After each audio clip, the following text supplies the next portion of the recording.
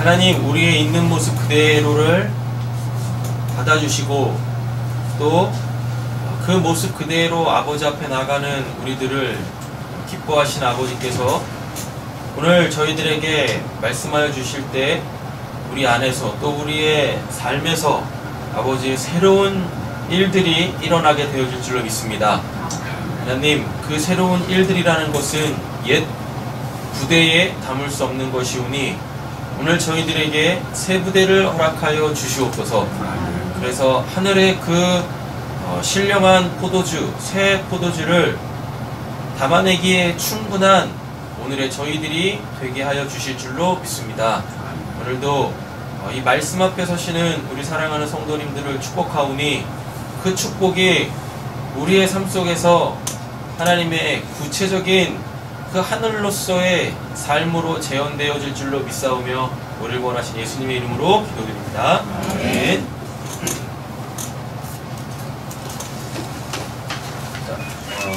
오늘부터는 수요일날 시편 강해를 이어서 하도록 하겠습니다. 제가 없을 때 시편 말씀 나눴었잖아요. 아마 11편까지 나누셨을 거예요. 그리고 주중에 성경 공부하시는 분들은 계속해서 지금 시편을 이렇게 공부해 나가고 계시는데 이 시간 수요일 날에는 좀 더 이 시편을 좀 풍성하게 읽고도록 하겠습니다. 그런데 이 시편 내용보다는 이 시편이 쓰여질 때의 그 당시의 배경, 상황 요런 걸 통해서 시편 기자가 지금 하나님한테 이렇게 기도하고 있고 노래하고 있고 또 하나님을 예배하고 있고 또 하나님을 더욱더 사모하고 있구나. 그래서 우리도 그와 같은 그 노래, 기도의 자리로 나아가기를 간절히 소원합니다. 오늘은 시편 12편을 보도록 하겠습니다. 시편 12편인데요. 먼저 출애굽기 15장 3절부터 한번 읽어보도록 하겠습니다. 거기 있습니다. 제목 옆에 따옴표로 되어 있는 거예요. 자, 읽어보실까요? 여호와는 용사시니 여호와는 그의 이름이시로다. 아멘. 예. 출애굽기 15장 3절에 보면 여호와가 무엇이라 그래요? 용사라 그러시죠? 그 용사는 우리가 보편적으로 어떨 때 쓰이죠? 전쟁할 때, 싸울 때. 그죠? 예. 네, 여호와가 용사시래요. 그러면은 지금 어떤 분위기가 형성이 돼 있겠죠? 어떤 분위기? 전쟁을 하고 있겠죠? 분쟁이 있겠죠? 네, 이제 그것을 종식시키시는 강력한 군사로서의 모습을 취하시고 계시는 분이 누구시다? 여호와시죠. 그죠? 그래서 우리는 우리에게 있는 크고 작은 분쟁들, 전쟁들, 싸움들 이런 상황에 내가 놓여 있을 때 누구를 의지해야 된다? 내 힘이 아니라 누군가의 힘이 아니라 용사가 되시는 여호와를 의지하여야 할 줄로 믿습니다. 여호와는 그의 이름이시다라고 그러죠? 그죠? 네. 자, 하나님께서 행하시는 그 일들이, 그러니까 구약에 보면 그 야훼라는 게 있고, 야훼를 우리 성경에서는 여호와로 번역했고요, 엘로힘을 하나님이라고 번역을 했어요. 그러면은 여호와가 이 역사 속에서 어떤 일을 구체적으로 행하시고 그 일의 수혜를 받는 그 어떠한 사람들이 그 여호와의 일하심을 가지고 하나님이라고 부른 거예요. 네, 하나님이라고. 그러니까 야훼가 일을 해요. 역사 속에서 야훼가 일을 하십니다. 근데 그 야훼라는 분은 우리의 인식 체계 속에서 인식할 수 없잖아요. 그런데 그 야훼가 행하시는 그 일들은 우리가 경험할 수 있어요. 우리의 오감을 통해서 역사 속에서 경험할 수 있다고요. 그리고서 그것을 딱 경험한 자들이 뭐라고 야훼를 불러요? 하나님. 엘로힘, 하나님이라고 부른다고요. 이렇게요. 되셨죠? 그래놓고 야훼를 뭐라 부르냐면 아도나이라고 부릅니다.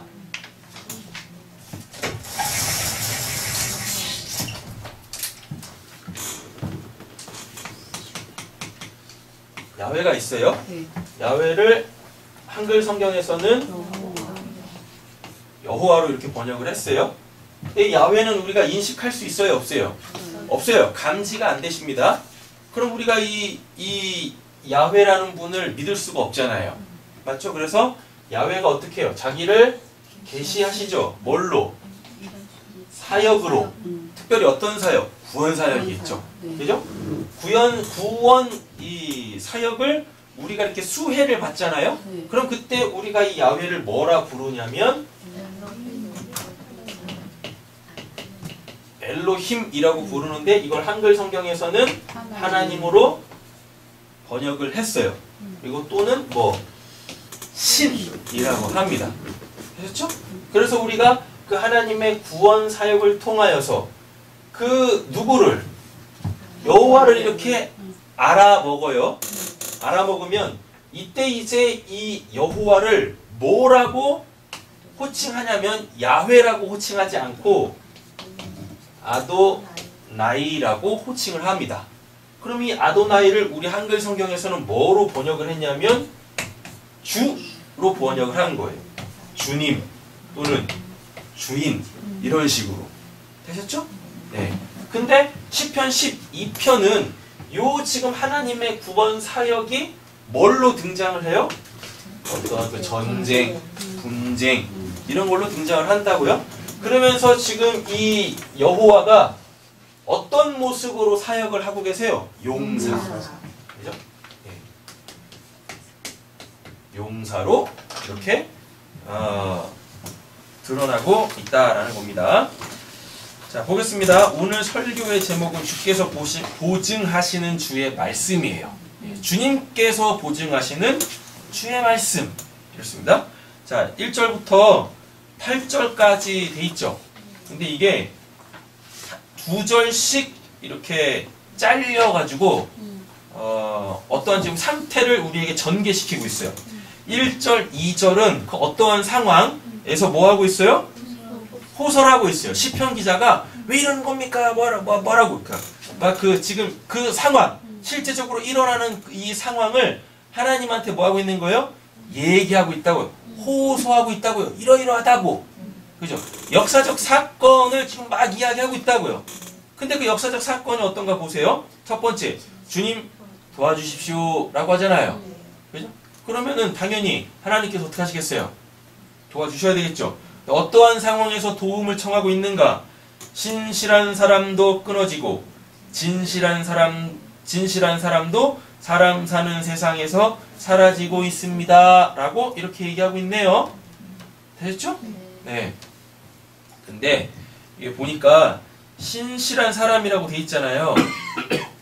그래놓고 진실한 사람도 이렇게 돼 있죠. 네. 그래가지고 신실한 사람 따로 있고 진실한 사람 따로 있는 것 같은데 그 영어 성경을 보면은요 어떻게 돼 있냐면 그 주황색 글씨로 밑줄 딱 꺼져 있고 help road라고 돼 있잖아요. 네. 그 옆에 보시면 for the godly are no more라고 돼 있어요. 네. 그럼 이게 뭐냐면 이게 왜요? 왜 그러는 겁니까?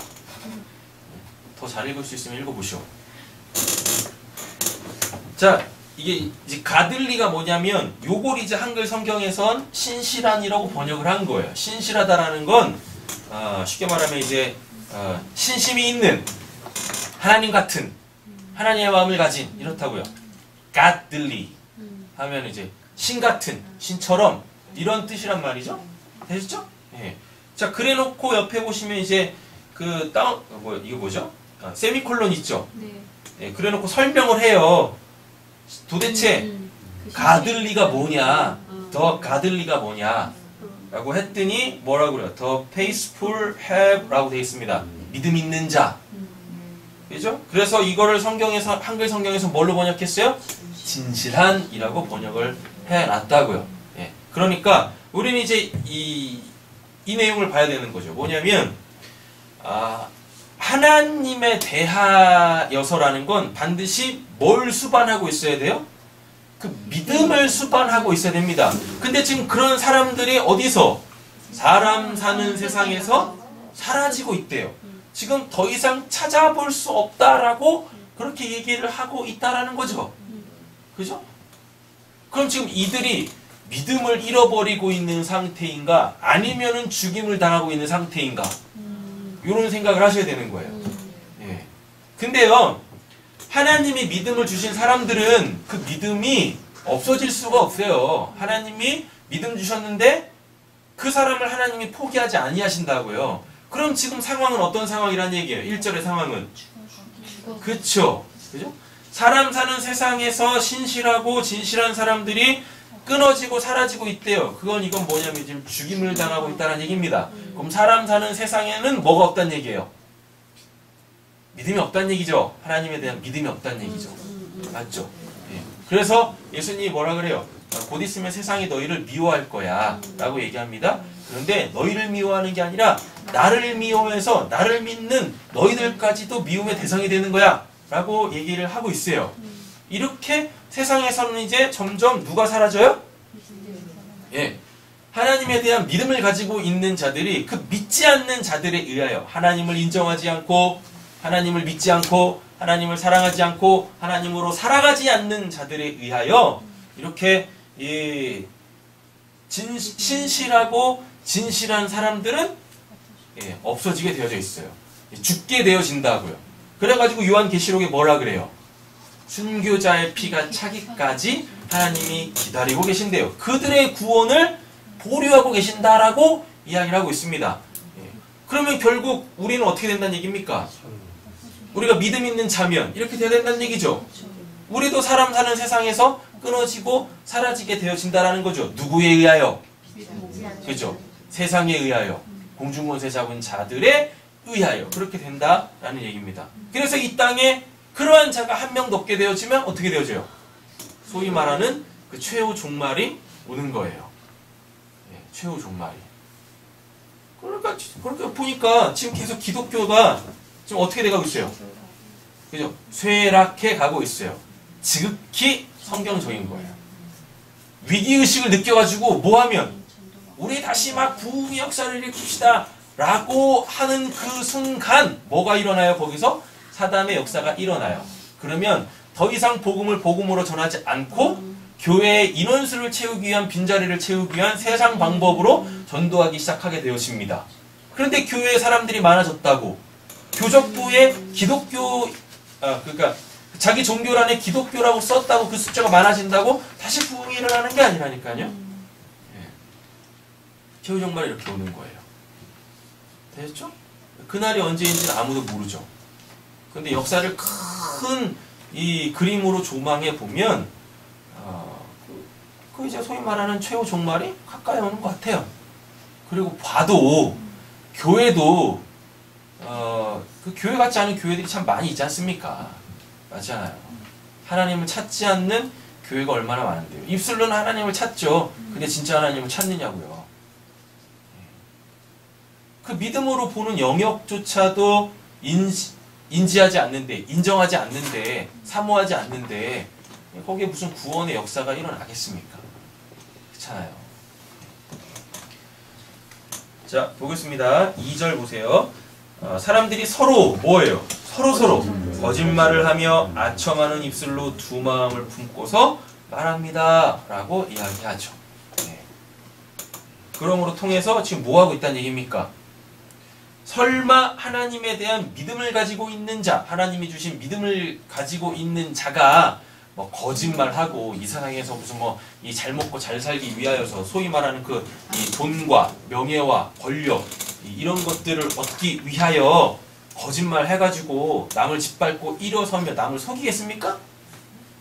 그러겠어요? 안 그러죠? 네. 그러니까 그냥 올곧게 하나님이 옳다 하는 길로 가는 거예요. 근데 세상 사람들은 이게 싫다고요. 이게 싫다고. 그들이 그렇다고 그 옳음이라는 걸 싫어합니까?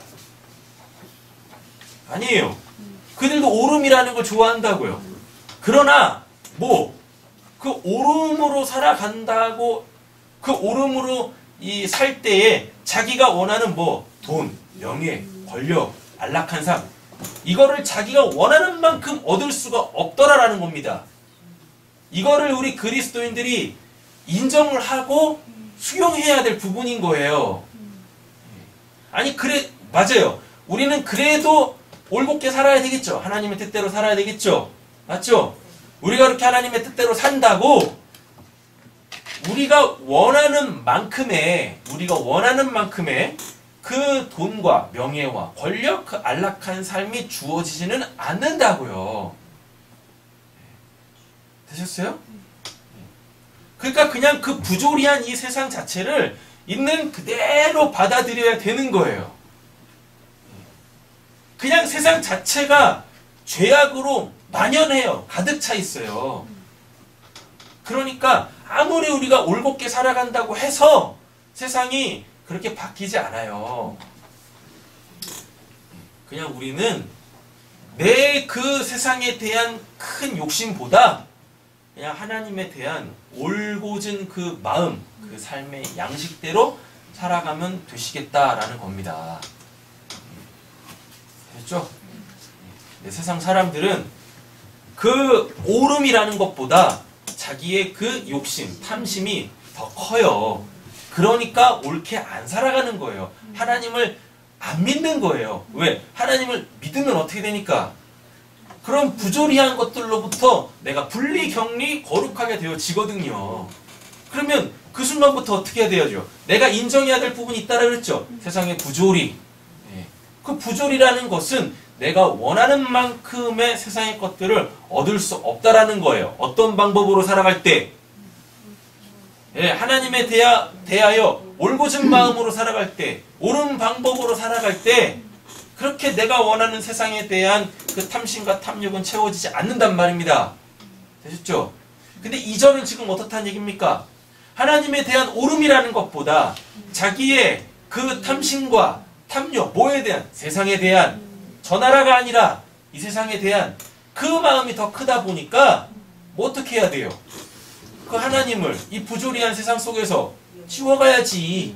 치워가야죠. 되셨죠? 네. 여러분 그 우리나라 역사만 봐도 그러지 않습니까? 우리나라 역사에 보면 항상 뭐가 있고 뭐가 있었어요? 간신배가 있었고 충신이 있었어요. 근데 충신들은 아첨하고 이런 거 해요. 뇌물 주고 이래요? 안 그러죠? 항상 그냥 재수없게 옳은 말만 하잖아요. 근데 그 왕 옆에 있는 누구는? 간신배들은 뭐합니까? 왕이 듣기 좋아하는 이야기만 듣는다고. 그래서 왕의 눈을 가린다고요. 근데 여러분 잘 생각해보세요. 왕이 그렇게 멍청한 사람들입니까? 아니에요. 왕도 간신배들이 이야기하는 그 아첨하는 말과 그 뇌물이 아첨이고 뇌물이라는 걸 알아요. 그럼에도 불구하고 왜 충신의 말을 듣지 않고 간신배의 말을 듣죠? 멍청해서? 아니라니까요. 그들과 똑같은 마음이기 때문에 그렇습니다. 간신배들의 마음에 있는 세상에 대한 그 탐심과 탐욕이 그대로 누구한테도 있어서 왕한테도 있기 때문에 그것들이 그냥 짝짝꿍 돼가지고 그래가지고 그들의 이야기를 듣고 그렇게 그들과 함께 그 왕위를 이어서 가는 거예요. 그래요. 멍청하지 않다니까요. 눈이 가려진 게 아니라고요. 그냥 자기가 보고 싶은 걸 보고 그 안에서 나에게 주어질 그 이익들 그것들을 취하는 거지. 됐죠? 네. 자, 세상이 이러다 보니까 시편 기자가 뭘 하고 있어요? 기도합니다. 이제 고소했으니까 팩트를 이야기했으니까 그쵸? 팩트를 이야기했으니까 역사 속에서 벌어지고 있는 이 부조리들이 눈에 보이니까 이거에 대하여서 하나님께 기도를 하는데 뭐라 그래요? 주님은 간사한 모든 입술과 큰 소리치는 모든 혀를 끊으실 것이다. 비록 그들이 말하기를 혀는 우리의 힘, 입술은 우리의 재산, 누가 우리를 이기리요 하여도 하나님한테 이렇게 지금 기도를 하고 있다고요. 근데 기도의 형식을 보세요. 주님은 간사한 모든 입술과 큰 소리치는 모든 혀를 뭐 끊으실 것이다. 하나님이 하실 일을 이야기하고 있다. 결국은 이렇게 될 겁니다.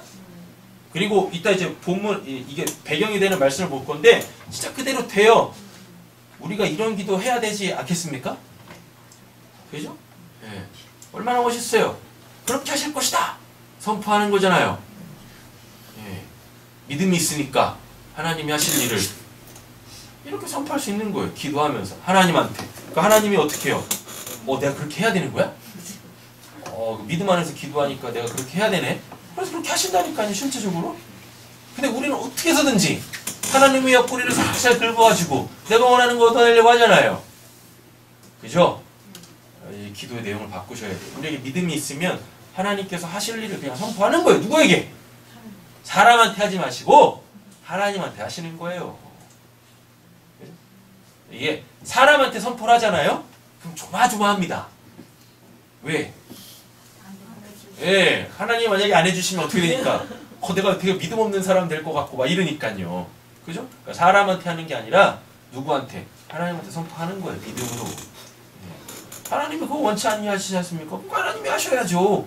이렇게 하나님한테 기도하는 거예요. 하나님이 하실 일을 하셔야만 하는 일을 선포하는 거예요. 그리고 하나님도 그런 기도를 은근히 기다리고 계십니다. 예. 심심하셔? 뭔가를 하고 싶으신 거지. 빨리 자기를 계시하고 싶으신 거야. 근데 그렇게 기도하는 사람이 없네요. 그죠? 예. 하나님이 지루하신 거예요. 그래서 하나님이 오래 참고 기다리고 계시는 겁니다. 예. 하나님은 더 이상 기다리게 하지 마시고 믿음으로 기도해서 여러분들 삶 속에서 일어나는 그 부조리한 것들, 특별히 그 믿음 없어지는 것들을 와서 싸워 이기시기를 간절히 소원합니다. 자, 여기에 대해서 이제 응답하실 거예요, 하나님이. 그랬더니 뭐라 그래요? 주님은 말씀하신다. 멋있잖아요. 기도했더니, 믿음으로 하나님한테 선포했더니, 사람한테 선포하는 게 아니라, 하나님한테 믿음으로 선포했더니, 하나님이 이제 뭐라고 해야 되지? 그죠. 기다렸다는 듯이. 말씀하신다고. 기다렸다는 듯이. 그죠? 뭐라 그래요? 가련한 사람이 짓밟히고, 가난한 사람이 부르짖으니 이제 내가 일어나 그들이 갈망하는 구원을 베풀겠다. 말씀하시죠? 주님의 말씀은 순결한 말씀 도가니에 단련한 은이요 7번 걸러낸 순은이다. 이렇게 말씀하십니다. 자, 근데 이게 더 놀라워요. 이게 마치 주님이 말씀하신 것 같죠? 다윗이 이렇게 기도했더니 하나님께서 이렇게 응답하시는 것 같잖아요. 근데 다윗이 이 믿음의 기도를 하기 전에 이미 다윗뿐만 아니라 이와 같은 기도를 할 사람들을 위해서 하나님이 미리 말씀에 기록을 해놓으신 거예요. 되셨죠? 되셨죠? 그래서 다윗이 이렇게 믿음으로 하나님한테 선포할 수 있는 거예요. 그러니까 기도라는 것은 결국 뭐예요? 하나님이 하실 일을 미리 알아. 뭘로? 하나님이 이미 주신 기록된 그 말씀으로 이미 알고 있어. 이건 하나님이 주신 말씀이니까. 시간상으로 보세요. 다윗은 지금 여기서 믿음의 선포를 하고 있습니다. 그죠? 근데 다윗이 지금 이 상황 속에서 믿음의 선포를 할 수 있는 건 자기의 기도의 응답에 대하여 이미 이렇게 주어졌다고, 하나님이. 그래서 이걸 이미 알고 있었다고요. 누가? 시편 기자가, 다윗이, 우리가. 예. 이런 일이 일어나기 전에 이미 하나님이 이렇게 말씀을 해 놓으셨다고요. 그러니까 지금 이런 1절과 2절 같은 상황이 있을 때 요 말씀을 끄잡아가지고 어떻게 해요? 하나님한테 믿음의 선포를 할 수 있는 거예요. 그래놓고 응답도 지가 얘기하네. 주님은 이렇게 말씀하셨잖아요. 이렇게 하신다고 하셨지 않습니까? 그러니까 이렇게 그러니까 하나님이 빼도 박도 못하고 뭐 하셔야 돼요? 그렇게 행하실 수밖에 없는 거예요. 행하실 수밖에. 그래서 기도는 이렇게 하는 겁니다. 들어주실까 안 들어주실까, 내가 하는 기도가 옳은 건가 그런 건가, 이런 거 더 이상 그만하시고, 그러니까 말씀을 풍성하게 알면 어떻게 해요? 기도도 확실하게 할 수 있는 거예요. 확실하게. 긴가 민가 이런 게 아니라 응답을 받기 위해서 몇 날 며칠 기다릴 필요도 없다고요. 예. 그냥 기도하는 그 순간 바로바로 그냥 응답도 딱 오는 거예요. 이미 주어진 응답이니까. 되셨죠? 되셨나요? 그렇게 기도하시겠습니까? 이렇게 기도하셔야지. 여기 있잖아요, 여기 이렇게. 지금 10편, 12편은 믿음의 사람들이 사라지고 있잖아요. 그렇잖아요. 근데 그 믿음이 없어지면 안 되지 않습니까? 그죠? 그러니까 그 믿음 지켜달라고 기도해야 되는 거 아니에요? 그게 나일 수 있는 거 아니에요? 기도해야죠. 맞죠? 네. 근데 아까 이제 초두에 그런 말씀을 드렸어요. 최후 종말이 언제 온다 그랬었어요? 더 이상 이 땅에 뭐가 없을 때, 믿음의 사람들이 없을 때, 그때 최후 종말이 임한다고요. 당연히 그때 최후 종말이 임할 수밖에 없겠죠. 왜? 더 이상 하나님께서 구원할 사람이 없네. 그럼 이제 뭐 해야 돼요? 딱 이제 나눠야지. 천국과 지옥으로 나눠야 될 거 아닙니까? 맞죠? 예. 이렇게. 그날이 언제일지 모르죠. 그런데 지금 역사를 보면 어때요? 상황이. 정말 믿음 생활하기 힘들고요. 그리고 믿음 생활을 하려고 하는 사람들도 별로 없고요. 교회를 다닌다손 치더라도 교회는 많을 수 있어요. 교회는 늘어날 수 있습니다. 그러나 뭐는 없어요? 그리스도인은 없네. 네, 그리스도인은 무수하게 교인은 많은데 그리스도인이 없어요. 그 믿음으로 자기를 내어주는 사람이 없네요. 그 믿음으로. 예수님이 뭐라고 그랬습니까? 나와 내 복음을 위하여 목숨까지 내어주는 자는 영원히 살리라. 죽어도 살리라. 얘기했잖아요. 자기 십자가 지는 사람도 없고. 우리 세상교회는 정말 이 마지막 시대에 그렇게 하나님께서 우리에게 주신 그 믿음을 잘 간직하고 가꾸고, 그러한 믿음의 위협이 올 때에, 도전이 올 때에 여러분 이 다윗과 같이 기도하면서, 이 시편의 기자와 같이 기도하면서 최후 승리하기를 간절히 소원합니다. 그래서 이 땅에 뿌려지는 아벨의 피와 같이, 예수의 피와 같이 그렇게 이 순교자의 피가 되어져서 하나님이 지금도 기다리고 계시는 순교자의 피가 차기까지 그 피를 채워갈 수 있는 저희들이 돼야 되지 않겠어요? 맞잖아요? 이제 빼도 박도 못하잖아요. 이미 신앙으로 들어왔는데, 하나님 안으로 들어왔는데,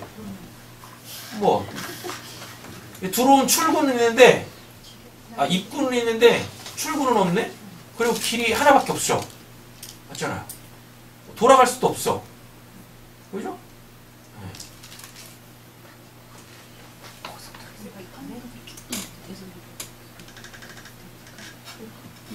뭐시기가요 또?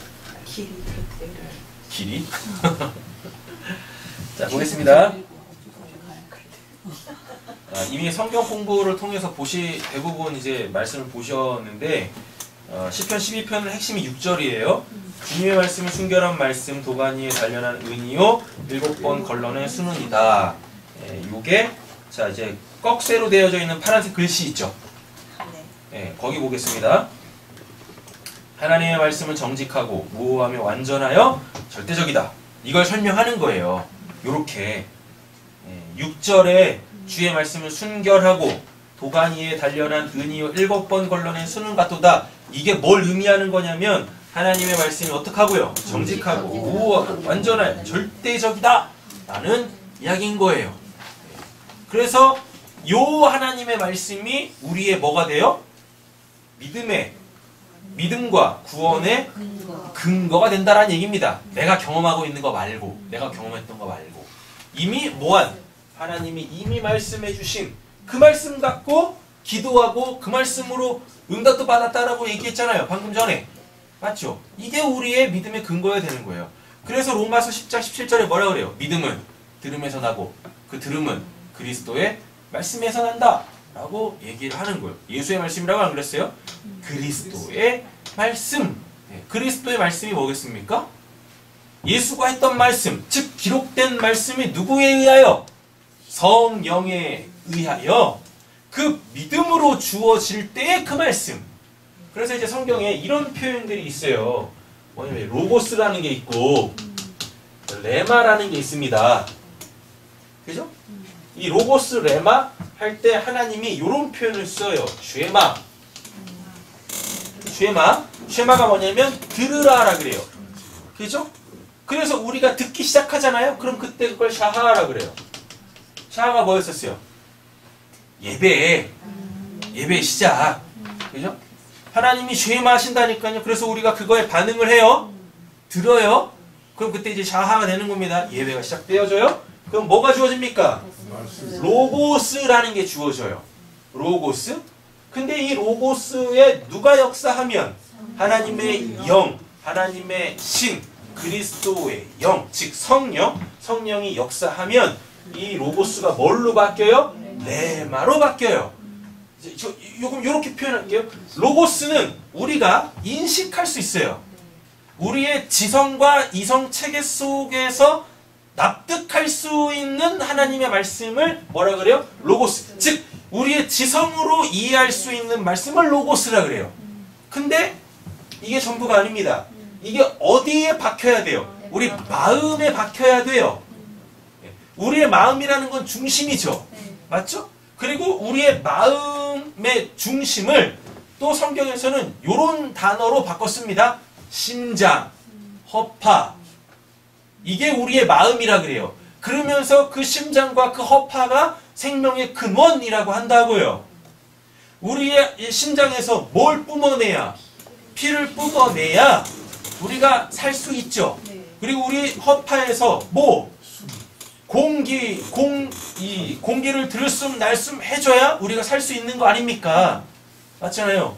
거기에 말씀이 새겨져야 된다고 얘기한다니까요. 근데 그걸 마음이라 그래. 그 마음이라는 건 결국은 너 뭘로 사는데? 이거에 대한 답이 있는 곳이 마음이에요. 그래서 사람은 뭐예요?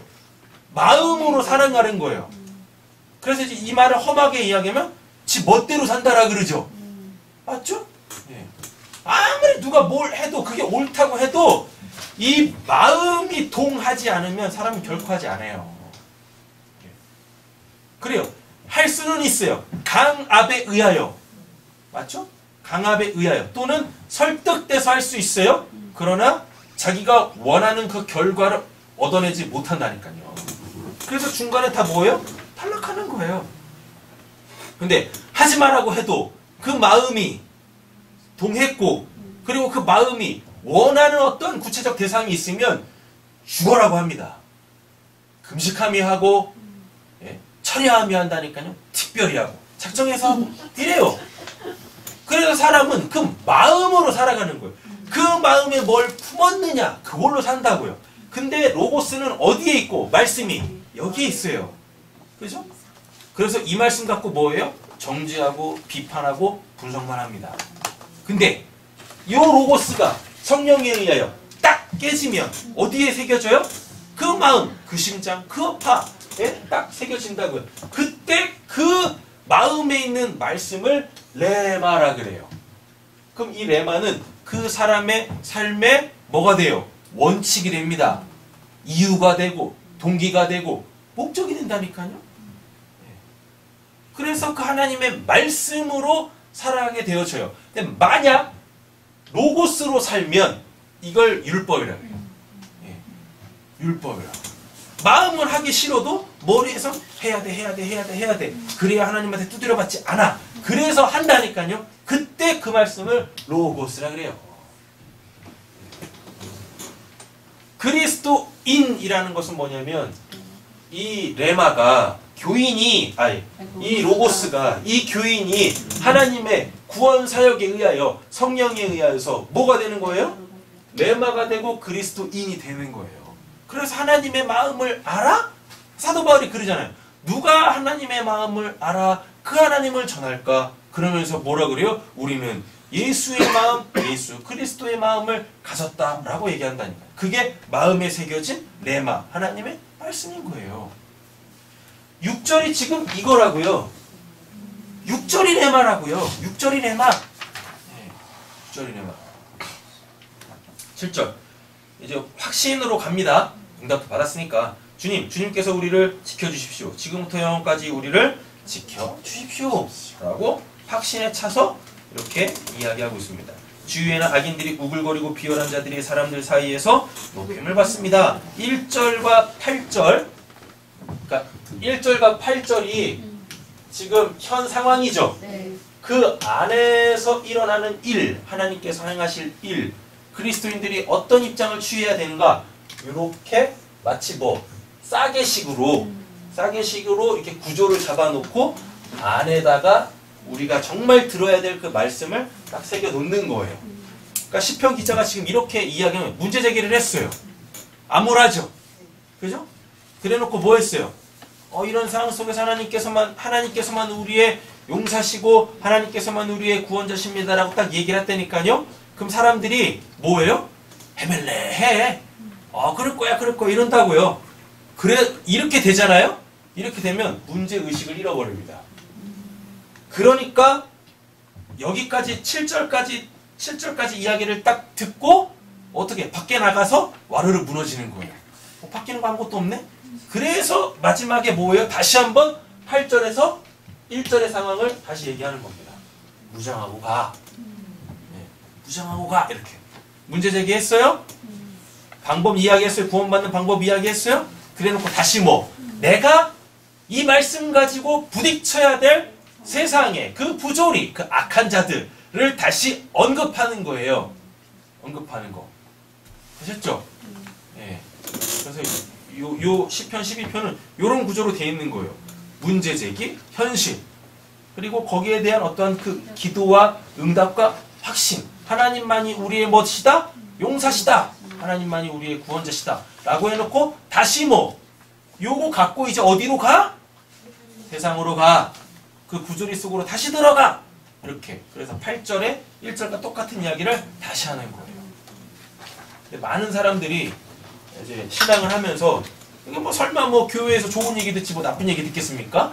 맞아요. 좋은 얘기 듣고 뭐 금방이라도 뭐가 될 것처럼 한다니까 그렇게? 그래놓고 뭐예요? 되는 거 아무것도 없어요. 그렇잖아요. 그래가지고 그냥 그 믿음을 와장창 따 깨트려 먹는 거예요. 됐죠? 말씀을 들으면 뭐예요? 이런 응답을 들으면 정신 바짝 차리고 다시 어디로? 그 부조리 속으로 우리 다시 가는 겁니다. 거기에서 행하실 그 하나님 6절같이 우리의 구원과 믿음의 근거가 되는 그 말씀 붙잡고 하는 거예요. 거기에서 승리하는 거예요. 자, 이 시편 12편은요. 사무엘 상 22장의 배경을 두고 있습니다. 보겠습니다. 22장 어떤 내용인가 보세요. 그러므로 다윗이 그곳을 떠나 아둘람굴로 도망하며 사울한테 쫓기고 있어요. 그의 형제와 아버지와 온 집이 듣고 그리로 내려가서 그에게 이르렀고, 여기서 그는 누굽니까? 다윗입니다. 환난당한 모든 자와 빚진 모든 자와 마음이 원통한 자가 다 그에게로 모였고, 누구란 얘기입니까? 이들이 1절에 진실한 사람이란 얘기인 거예요. 하나님에 대한 믿음을 갖고 있는 사람이라 그래요. 이렇게 됐죠? 이들이 지금 누구에게? 사울. 사울이 지금 하나님이 아니라 뭐 세상의 권력, 명예 이런 거에 지금 도취돼가지고 하나님의 사람 누구를? 다윗을 잡아 죽이려고 하고 있지 않습니까? 그렇죠? 그는 그들의 우두머리가 되었다. 다윗이 지금 이들의 우두머리 됐다는 얘기입니다. 그렇죠? 그러니까 지금 출애굽기 15장 3절 보면 여호와는 용사시니 여호와는 그의 이름이시로다 라고 돼 있죠. 그러면 지금 여호와는 눈에 볼 수 없다라고 그랬었어요. 그럼 역사 속에 뭘로? 그 엘로힘으로 계시돼야 되죠. 맞죠? 근데 지금 누가 이 엘로힘의 위치에 있어요? 다윗이 이 엘로힘의 위치에 있는 거예요. 그래서 다윗으로 통해서 그들이 구원을 받고 있다고요. 맞죠? 그러면 요 다윗, 요 엘로힘을 통해서 누굴 봐야 돼? 야훼를 봐야 돼요. 되셨죠? 다윗을 통해서 일어나고 있는 하나님의 구원 역사를 통하여 하나님을 뭐라 불러야 됩니까? 주 아도나이라고 불러야 한다라는 거예요. 그죠? 근데 그렇지 못하고 뭐 해버리면 다윗을 신격화 시켜버리면 거기서 뭐가 일어나요? 우상숭배가 일어나는 거예요. 그러면 사울하고 사울의 왕국과 다를 바가 없는 거예요. 다를 바가. 거기서 또 뭐 하는 겁니까? 예, 다윗한테 찰싹 달라붙어가지고 아첨하고 또 뇌물 갖다 바치면서 뭐 하겠어요? 당신의 나라가 이제 곧 있으면 임할 텐데 나 우편 좌편 해주세요. 그러면은 예수 쫓아다녔던 누구하고 야고보와 요한하고 다르게 뭐가 있냐고요? 맞죠? 예. 하나님이 분명히 하나님의 구원을 나타내시기 위하여서 요 엘로힘으로 올 거라고요. 이 엘로힘은 반드시 뭘로 오겠습니까? 사람으로 오지. 그래서 예수도 사람으로 왔잖아요. 사람으로 온다고요. 근데 그 사람에 매이면 안 된다고요. 그 사람을 통하여서 누구? 그 야훼, 그 여호와를 뭘로 고백해야 돼요? 아도나이, 나의 주로 고백해야 되는 거예요. 그래야 누구도 살고 이도 살고 그죠? 예. 그와 함께 있는 누구? 하나님을 나의 주라고 믿음으로 고백하는 그들도 더불어 살아가는 겁니다. 자, 쭉쭉쭉쭉 넘어가세요. 17절 보세요. 왕이 좌우의 호위병에게 이르되 돌아가서 여호와의 제사장들을 죽이라. 그들도 다윗과 합력하였고 요걸 또 죽잖아. 맞죠? 예. 제사장을 죽이잖아. 여호와의 제사장을 죽인다니까요. 또 그들이 다윗이 도망한 것을 알고도 내게 알리지 아니하였음이니라. 라고. 그럼 여호와의 제사장은 누구 편이란 얘기입니까? 다윗 편이란 얘기죠. 근데 다윗 편이란 얘기예요? 여호와의 제사장이라니까 하나님 편이란 얘기예요.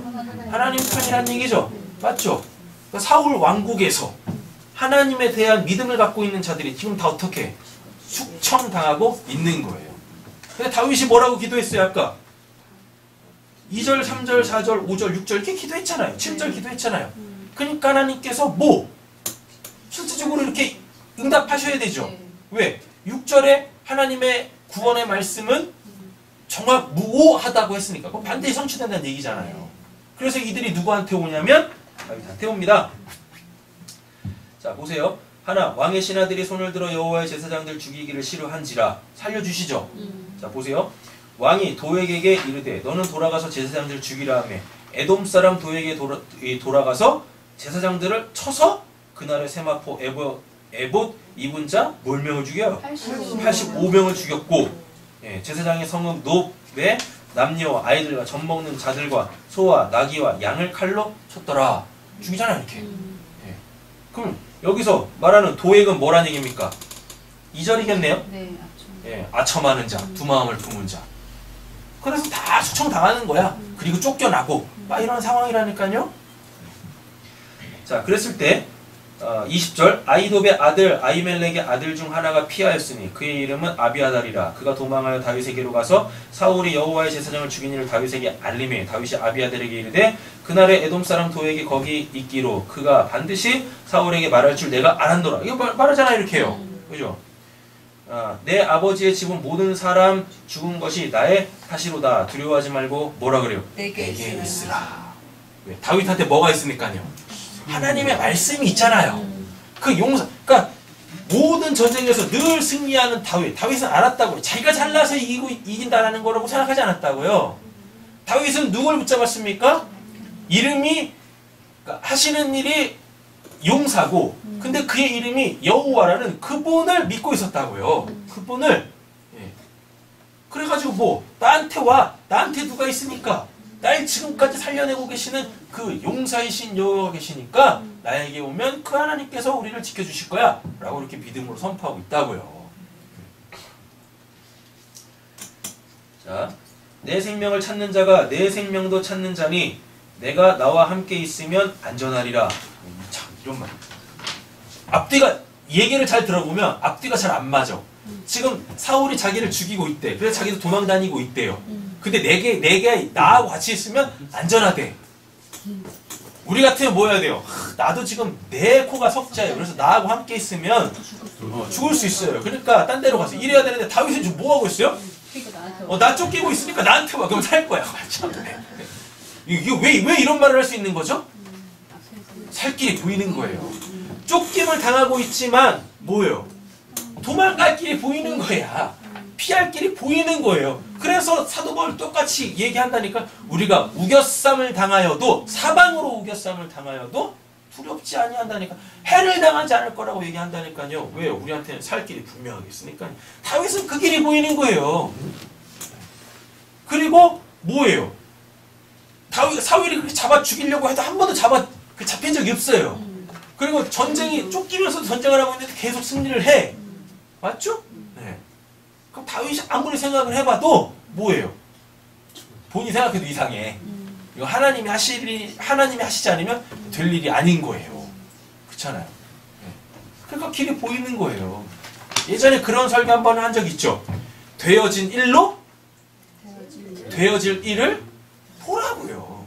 다윗은 지금까지 자기의 믿음의 이 삶을 통하여 되어진 일을 통하여 앞으로 되어질 일도 보는 거예요. 그러니까 이렇게 믿음으로 고백할 수 있는 겁니다.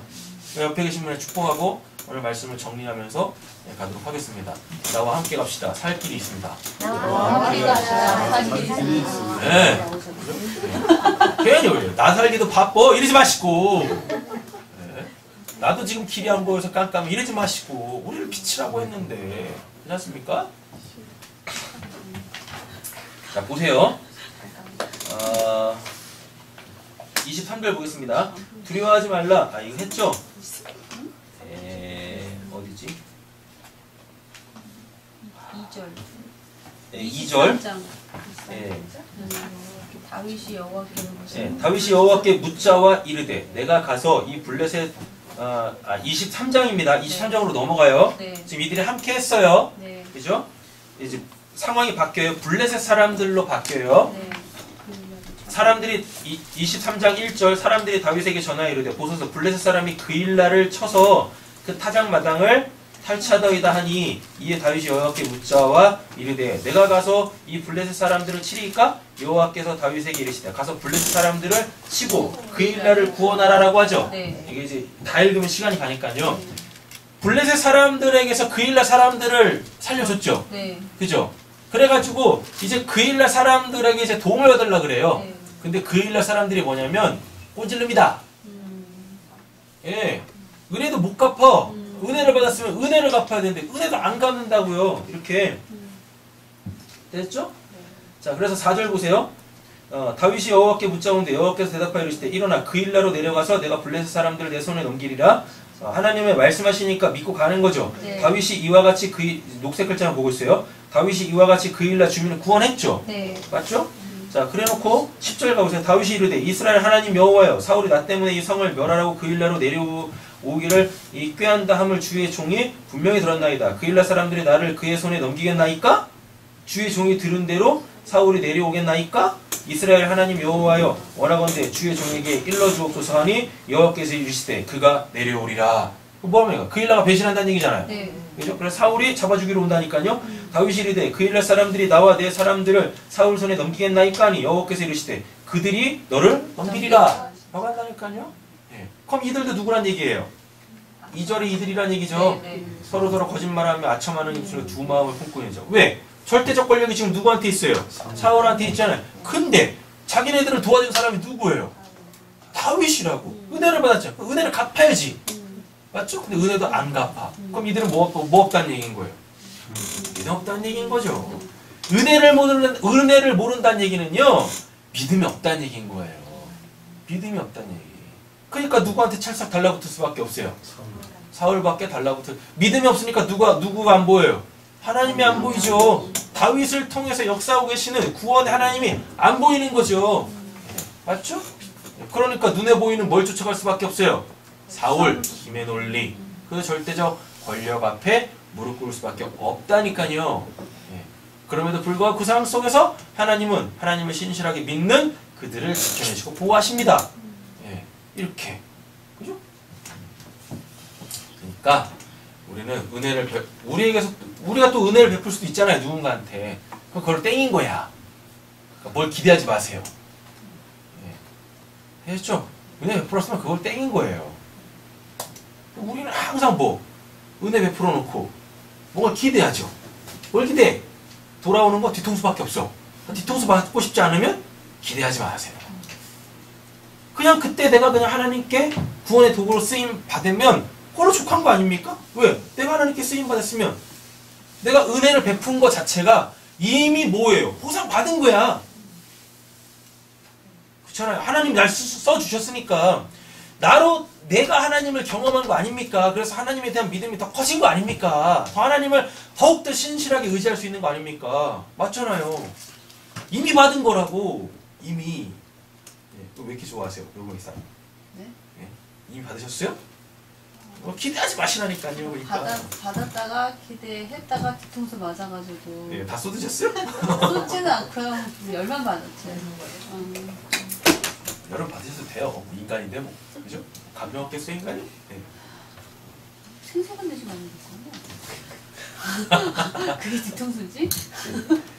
자, 보겠습니다. 10절. 했나요? 이거 읽었나요? 다윗이 네, 그거죠.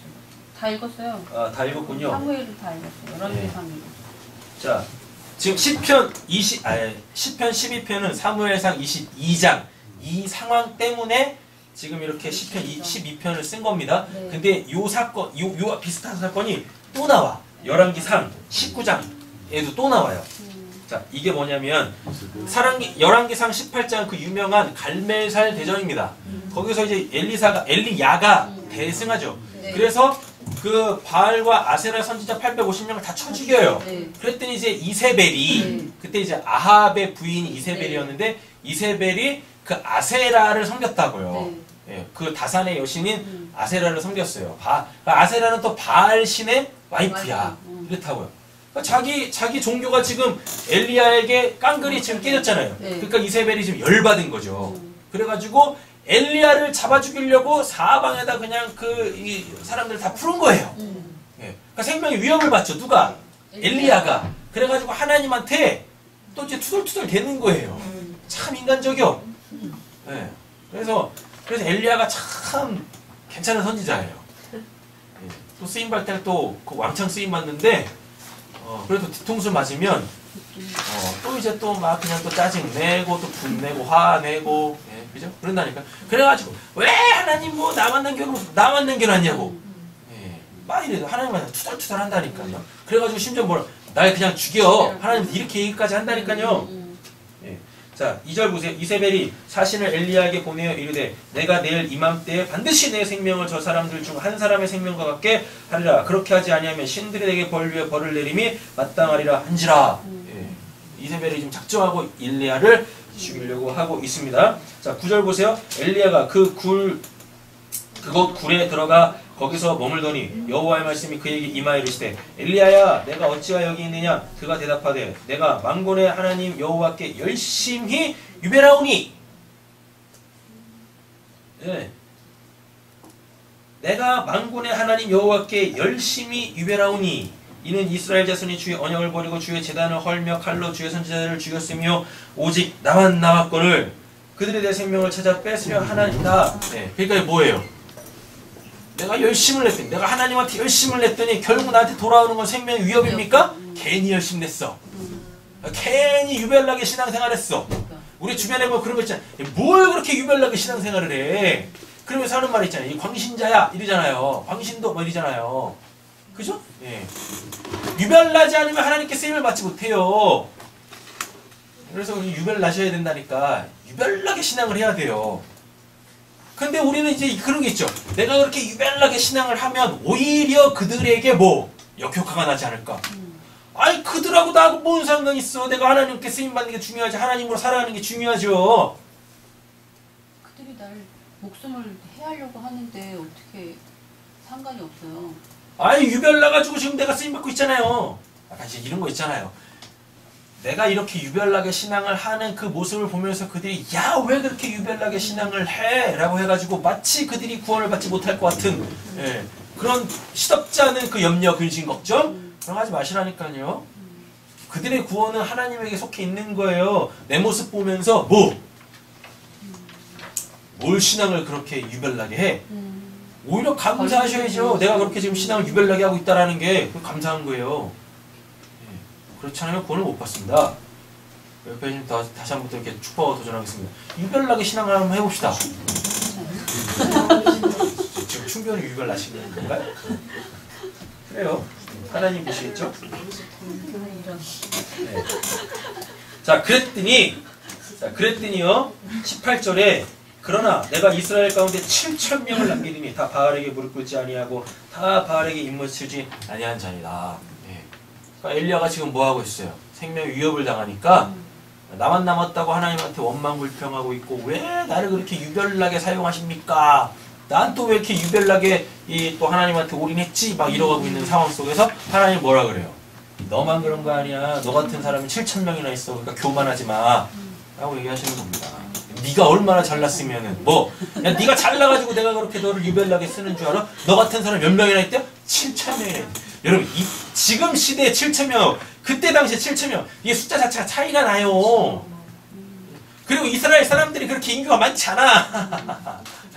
거기서 7,000명이에요. 7,000명. 엄청난 숫자입니다.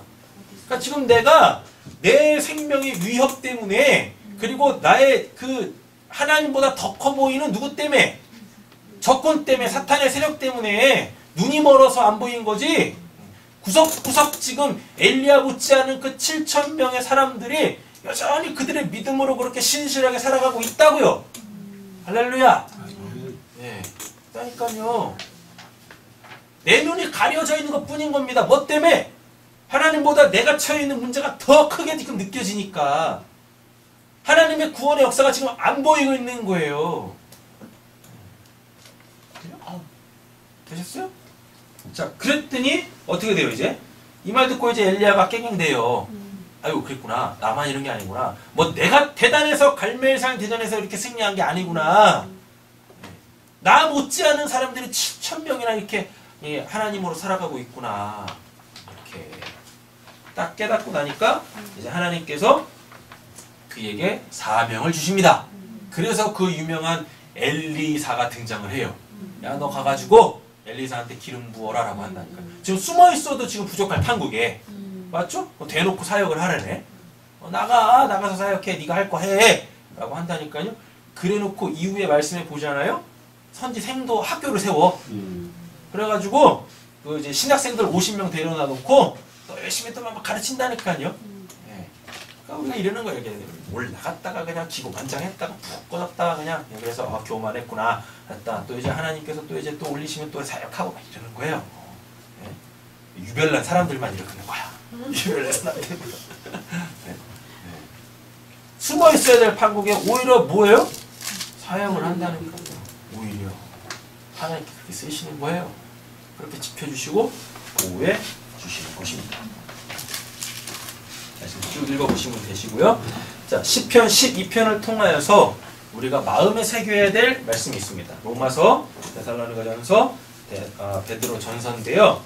자, 로마서 12장 17절 우리 같이 한번 읽어보겠습니다. 아무에게도 악으로 갚지 말고 모든 사람 앞에서 선한 일을 도모하라. 그들이 그렇게 악을 행한다고 나도 거기서 한번 살아보겠다고 그들과 똑같이 행하면 안 되는 거예요.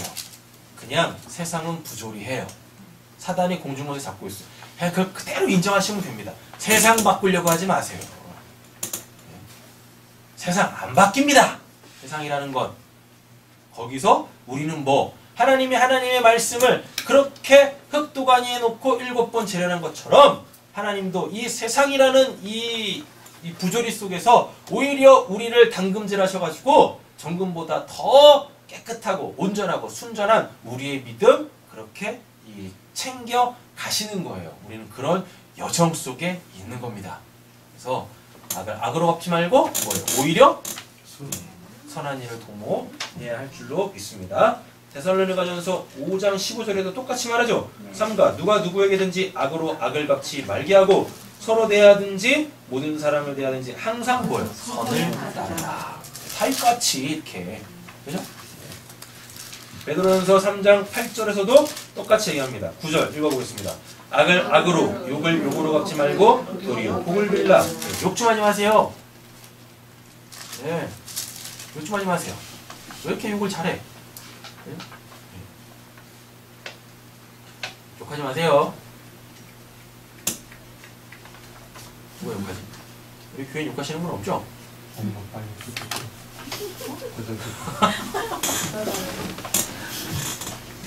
자, 보겠습니다. 혀를 금하여 악한 말 좀 하지 마세요. 악한 말 좀 해라. 그 입술로 거짓도 말하지 말고. 그죠? 12절 같이 읽겠습니다. 주의 눈은 의인을 향하시고 그의 귀는 의인의 간구에 기울이시되 주의 얼굴은 악행하는 자들을 해하시느니라. 시편 12편 그 7절 주님께서 우리를 지켜주십시오. 지금부터 영원까지 우리를 지켜주십시오. 6절에 근거해서 이런 기도할 수 있다고 했었죠. 그랬더니 실제적으로 이 시편 12편의 배경이 되어지는 요 사무엘상 22장과 23장에 하나님께서 이렇게 구원하시잖아요. 믿음의 사람으로 통해서. 그죠? 예. 우리가 그와 같은 믿음의 사람들 되어지기를 간절히 소원합니다. 예. 세상은 부조리에 바꾸려고 하지 마세요. 그냥 그대로 뭐 하시면 됩니까? 받아들이시고 그 안에서 내 믿음이 뭐와 같이 7번 재련한 은같이 순금같이 나오시면 되시겠다라는 겁니다. 하나님은 여러분들만 보세요. 축복하고 마치겠습니다. 하나님은 당신만 보십니다. 기도하겠습니다. 하나님 감사합니다. 하나님의 시선이 언제나 우리를 향하여 있는 줄로 믿습니다. 그리고 귀를 기울이고 계십니다. 그러니 이제 우리가 우리에게 귀 기울이시는 하나님에게 약속되어져 있는 그 말씀으로 기도하게 하여 주시옵소서. 그래서 그 말씀이 우리에게 구원으로 성취되어지는 그 은혜가 풍성한 우리 새삼교회 오늘 이 시간 예배하시는 우리 사랑하는 성도님들 한 분 한 분에게 있을 줄로 믿사오며 오늘 권하신 예수님의 이름으로 기도드립니다. 아멘.